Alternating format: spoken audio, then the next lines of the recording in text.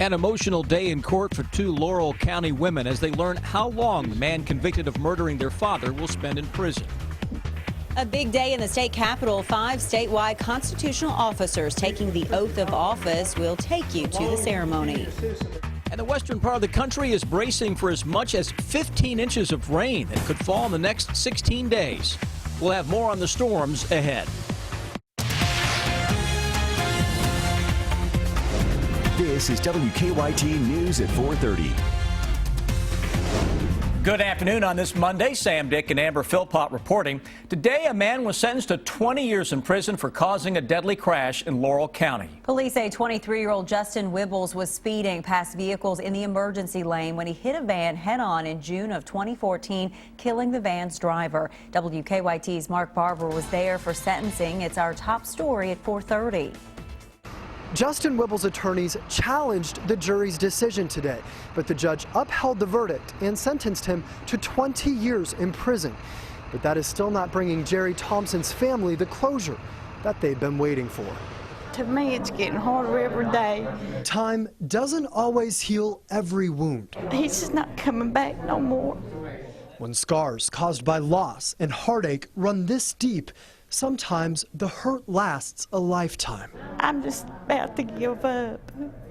Pamela Thompson's husband of 35 years was killed back in June of 2014 when Justin Wibble crashed into him. He'll never be back. Our life is over. It really is. All the joy is gone. I would give everything I had just to hear my dad's voice one more time. The 23-year-old, who was convicted of murdering Thompson, was speeding past cars in the emergency lane on Highway 30 near London. When he crossed the center line, he crashed into the 61-year-old. We didn't want him to get life because everybody deserves a second chance.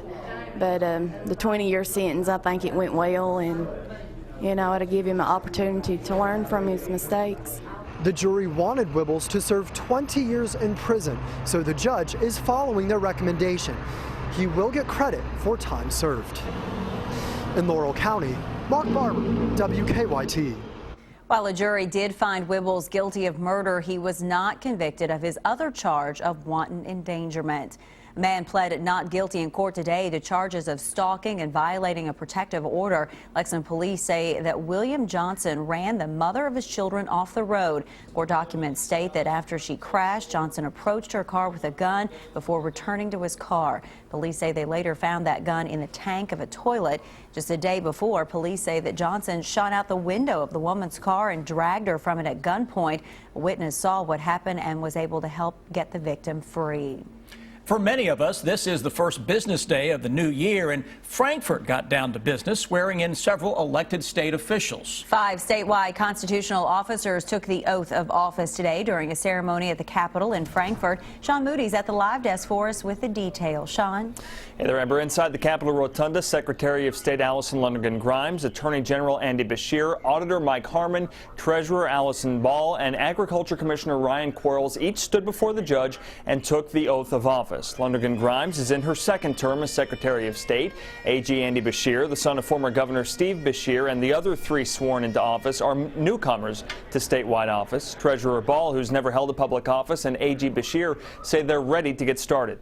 There's one issue in particular that's very important right now, and that's our pension system that we have. That's a mess right now.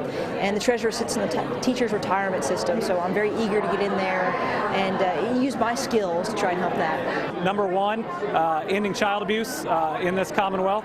Second, better protecting our seniors from scams and abuse. Third, ending that rape kit backlog and finding those victims the justice that they deserve. And finally, finding workable solutions to this drug epidemic. The Associated Press reported that the statewide officers are some of the youngest in the country. 4 of the 5 of them are under 40 years old. At the live desk, Sean Moody, WKYT. Sean, thank you. The legislature begins its annual General Assembly tomorrow. Flurries and snow showers are helping to ring in the first work week of the year. A quick hitting blast of winter weather is blowing across central and eastern Kentucky. Let's take a look at some pictures from eastern Kentucky, where the roads quickly became covered this morning, causing some dangerous conditions out there. So can we expect more of the same this week?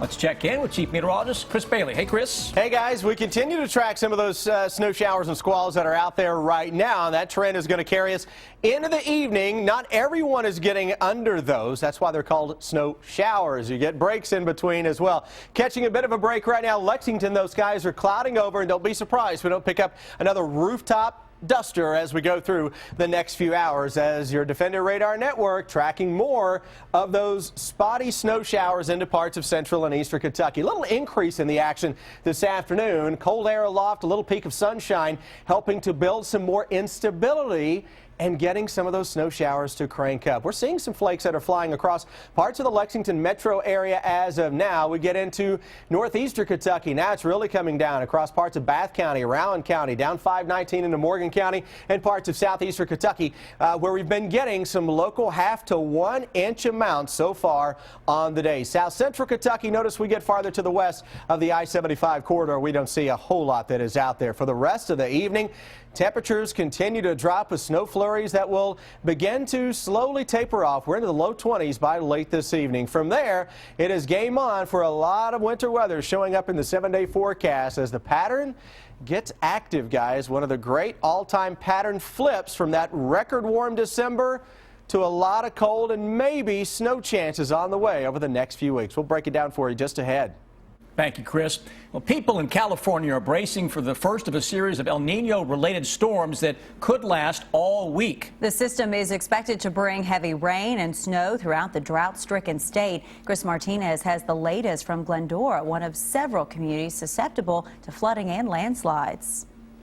Glendora homeowners like Eric Irby are gearing up for potential floods, loading up on sandbags to protect their homes. I just bought a new residence, so I'm preparing. I'm not sure what's going to happen in my home, so I just want to prepare myself. The first storm showered parts of California with light rain, but a stronger storm Tuesday is expected to dump up to 2 inches of rain in Los Angeles and bring as much as 4 inches to mountain and foothill communities. When you have a city that's not used to getting rain on a regular basis, you get a heavy downpour in a short period of time and high rainfall rates, and it's a mess. Meteorologists say communities like Glendora, with hillsides scorched by wildfires, are at risk of flash flooding and mud flows. This year's El Nino is predicted to be one of the most powerful ever recorded. The storms this week are just among the first effects of El Nino. January and February during these El Nino years will be our busiest time. And so far, if this is any indication this first week, yeah, I think we're going to be in store for some heavy rains headed our way. Residents are bracing for a deluge with storms forecasted to last all week in Southern California. Chris Martinez, CBS News, Glendora, California. Northern California could get as much as 15 inches of rain over the next 2 weeks, with 2 feet of snow forecasted to fall in the Sierra Nevadas highest points. Cybersecurity experts are concerned the U.S. power grid is vulnerable to an attack. The Associated Press has learned that nearly a dozen times in the past decade, foreign hackers have gained remote access to networks that run the grid. It supplies power to the military, mass transit, and millions of Americans. In the case of a large cyber attack on the U.S., we can't be calling up vendors and having them say, sorry, it's going to take us 8 months to get this patch. Tonight on WKYT News at 6, we will tell you where most of the hackers are located and what experts say needs to be done to stop them. A new Netflix series is raising questions today about a high-profile Wisconsin murder case. Making a Murderer, like the podcast Serial and HBO's The Jinx, has reignited interest in a crime that had vanished from the public spotlight. Michelle Miller shows us why many Netflix viewers are now wondering whether an innocent man was framed twice by police. You know, we're all victims, you know, and they just won't leave us alone. They just keep it up and keep it up. When it became clear he was the suspect in Teresa Halbach's death, Steve Avery claimed he was being set up. Yeah, but Hector's a crooked cop. So you're telling me somebody planted the body? I didn't do it. Who did it? I don't know. Halbach's car with Avery's blood in it was discovered in the Avery family salvage yard. The 25-year-old's cremated remains were just steps away from his trailer. Avery's teenage nephew, Brendan Dassey, even confessed to being an accomplice. All right, I'm just going to come out and ask you, who shot her in the head? He did. Why didn't you tell us that? Because I couldn't think of it. Avery's supporters say police manipulated a frightened boy with a learning disability. He later recanted to his mother. Did you? Huh? Not really. What do you mean, not really? They got to my head.